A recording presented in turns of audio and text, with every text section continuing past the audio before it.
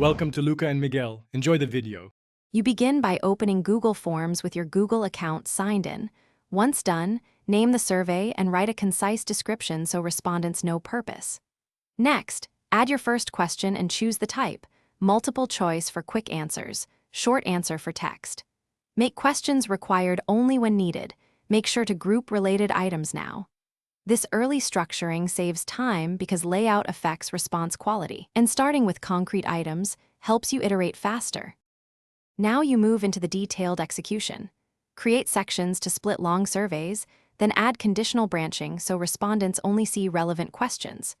Use response validation to enforce formats like numbers or emails and mark critical items as required. If collecting files, enable upload and limit types. If timing matters, add clear instructions at section start.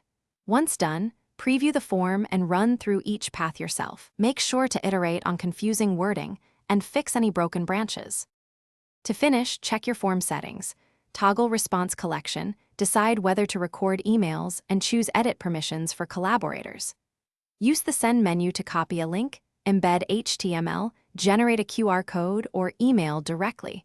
Once distributed, monitor responses in real time in the Responses tab and link a Google Sheet for analysis. If something goes wrong, check the form's permissions first. Make sure form sharing isn't restricted and that file upload requires sign-in. Thanks for watching and please subscribe. It's the best investment you'll ever make.